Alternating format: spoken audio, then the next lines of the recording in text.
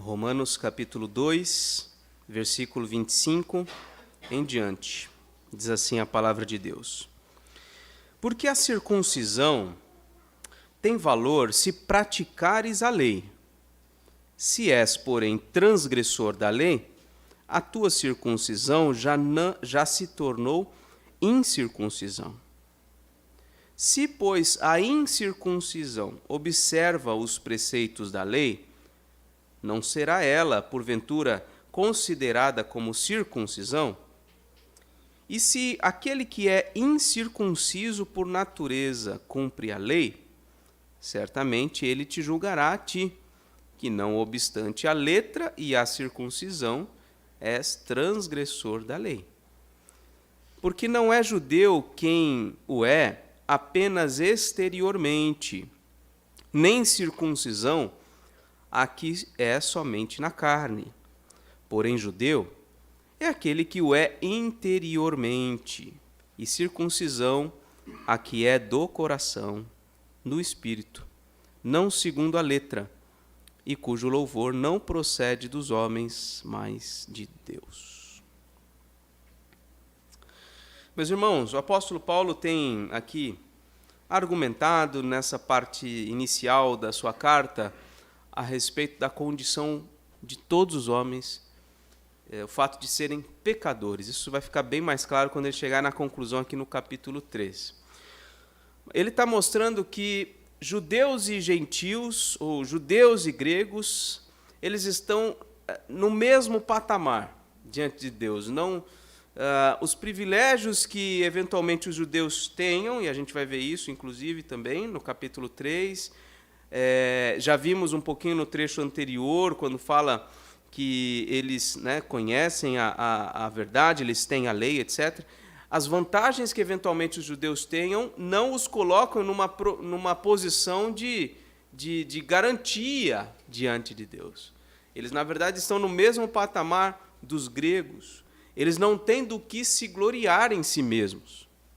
E esse trechinho que a gente acabou de ler, o apóstolo Paulo fala sobre aquele que quem que é o verdadeiro israelita, ou quem que é o verdadeiro judeu, e ele está mostrando que o verdadeiro judeu não é aquele que recebeu a circuncisão, que é aquela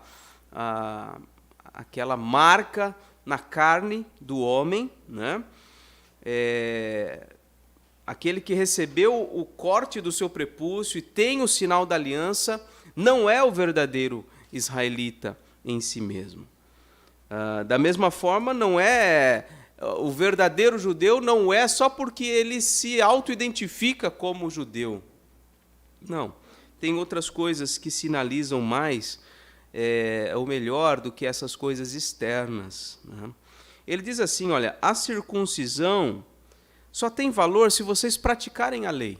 Quer dizer, não adianta nada vocês serem circuncisos e serem desobedientes à lei de Deus. Isso não tem valor nenhum. Se és transgressor da lei, a tua circuncisão já se tornou incircuncisão. Quer dizer, você é circunciso, mas você desobedece à lei, então você é igual aos que são incircuncisos. Depois ele diz, se a incircuncisão observa os preceitos da lei, não será ela, porventura, considerada como circuncisão? Então, o oposto disso, se alguém incircunciso conhece a lei e procura viver em forma correta, obediente à lei, ele não está se parecendo com aqueles que são incircuncisos? Quer dizer, há uma evidência mais profunda da verdadeira religião do que a circuncisão, do que a marca ou sinal externo da aliança de Deus. Ele diz no versículo 27, se aquele que é incircunciso por natureza, ou seja, ele não é do povo de Deus, ele não conhece as coisas de Deus, mas ele cumpre a lei, certamente ele te julgará a ti, que não obstante a letra e a circuncisão és transgressor da lei. Quer dizer, aqueles que são obedientes à lei julgarão os desobedientes, ainda que sejam eles circuncisos. Parece uma argumentação meio complexa, mas é simples o que está sendo colocado aqui. Versículo 28, porque não é judeu quem o é apenas exteriormente, nem circuncisão a que é somente da carne. O apóstolo Paulo está mostrando aqui que há algo mais profundo, mais valioso do que a própria marca em si da circuncisão. E o que é, então? É aquilo que é vivenciado dentro do coração, que é a obediência, que é o amor a Deus e a sua palavra. E o versículo 29, ele conclui: judeu é aquele que é interiormente, e circuncisão a que é do coração, no espírito, não segundo a letra, e cujo louvor não procede dos homens, mas de Deus. Bom, aqui está falando de judeu, aqui está falando de circuncisão, está falando de obediência à lei estrita do Pentateuco, primordialmente. O que tudo isso tem a ver com a gente, né? Já que nós não somos judeus, já que nós não temos a circuncisão como uma marca, um sinal evidente da aliança com Deus, já que nós não consideramos apenas o Pentateuco como palavra de Deus, mas o Pentateuco e todo o restante das Escrituras, de que forma esse texto, então, se aplica? Eu acho que há conexões muito, muito interessantes e muito importantes, pertinentes para nós nesse texto, né? Porque, veja, o povo de Deus no Antigo Testamento, eles tinham um sinal externo da aliança com Deus, que era a circuncisão. Nós, hoje, que vivenciamos a vida com Deus com base no Evangelho de Jesus Cristo, nós temos um sinal externo? Claro que temos. O batismo é o nosso sinal externo. O Senhor Jesus estabeleceu o batismo como sendo o sinal da sua aliança. E não só o batismo, mas também a manutenção dessa aliança sinalizada, simbolizada na participação da ceia do Senhor. Então, 2 sacramentos, 2 sinais externos. Externos por quê? Porque se dão fora de nós, né? Mas que têm um significado profundo. Então, nós temos, sim, sinais externos de que nós somos parte do povo de Deus, se fomos batizados e se participamos da ceia do Senhor. Ok.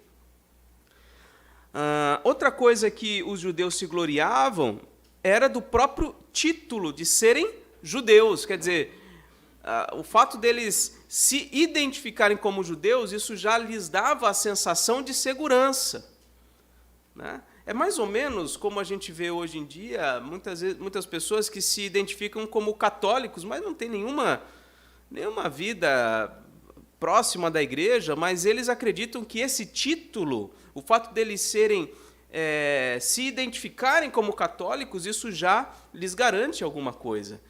Mas isso não acontece apenas com os católicos, irmãos. Também no nosso meio isso aparece. Isso pode se tornar evidente de alguma forma, quando nós acreditamos que por sermos evangélicos, ou por nós nos identificarmos como cristãos, isso já nos diferencia de todas as pessoas e nos garante algum privilégio diante de Deus, né? Há também no nosso meio um certo orgulho de sermos presbiterianos. Então, isso, inclusive eu falei disso na reflexão anterior, né? Como se isso pudesse garantir qualquer coisa diante de Deus. Mas o que esse texto está nos ensinando é o seguinte, que sinais externos, como o batismo e a participação na ceia do Senhor, ou títulos, como cristãos, evangélicos ou presbiterianos, não significam absolutamente nada sem a obediência. Não adianta nada nós sermos presbiterianos de berço. Não adianta nada nós sermos batizados na infância. Não adianta nada nós sermos dizimistas. Não adianta nada nós sermos, diáconos, presbíteros, pastores. Os sinais externos e os títulos ou os cargos não garantem nada diante de Deus. A principal evidência, talvez a única evidência da salvação na nossa vida, é a obediência a Deus. É a obediência à sua palavra. É uma busca sincera, verdadeira, em ajustar a sua própria vida àquilo que o Senhor Deus estabeleceu na sua palavra. É isso que evidencia a transformação do coração. Quando nós vemos no nosso comportamento os sinais dessa transformação interna. Então, creio que essa é a lição, meus irmãos. Sinais externos e títulos não significam nada sem a obediência. Basicamente é isso que esse texto nos ensina e que nós, então, irmãos, nos voltemos com humildade a Deus, buscando obedecê-lo. Eu quis ler o Salmo 15 como uma introdução da nossa escola bíblica, porque ali fala de várias características do cidadão dos céus, e são coisas que dificilmente serão praticadas por alguém que não teve o coração transformado, que não pratica a palavra, não vive a obediência, senão por uma transformação interna do coração. Davi começa perguntando: quem é que vai habitar lá com Deus? Quem é que vai morar lá no santo monte onde o Senhor Deus está?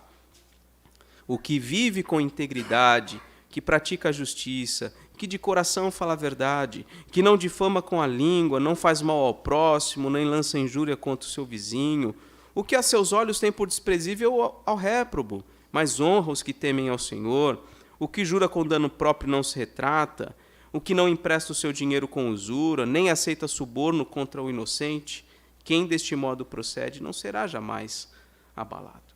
É claro que a obediência perfeita nenhum de nós praticará, mas saber disso, não nos isenta da busca incessante por esse alto padrão de obediência. O fato de nós sermos incapazes de obedecer perfeitamente à lei de Deus não deve nos eximir da obrigação de buscar isso. A gente deve sempre tentar ser semelhantes a Jesus. E naquilo que falhamos, naquilo que erramos, e certamente falharemos e erraremos, se tornará evidente aquilo que Deus fez no nosso coração quando nós nos arrependermos. Faz parte do princípio da lei de Deus o arrependimento. Então, que Deus nos conduza a uma vida de obediência, de boas obras, e naquilo que falharmos, que Ele nos conduza ao arrependimento. Amém? Senhor nosso Deus,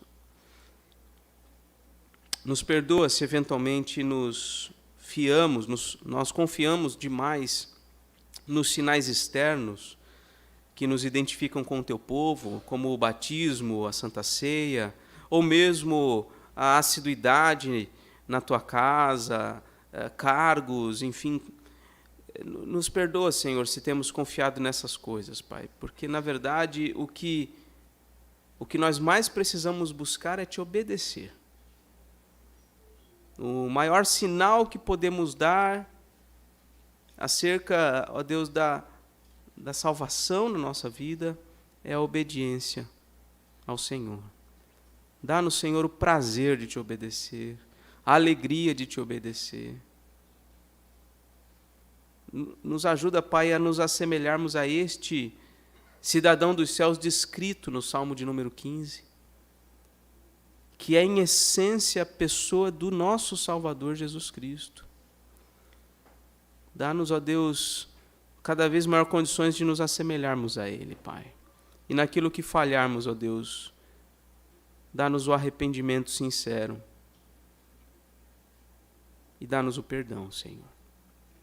Obrigado, Senhor, por esta manhã, por essa oportunidade de nos ajuntarmos para estudar a Tua palavra, para refletir nas coisas do Teu reino. Abra o nosso entendimento, abra o nosso coração em nome de Jesus. Amém.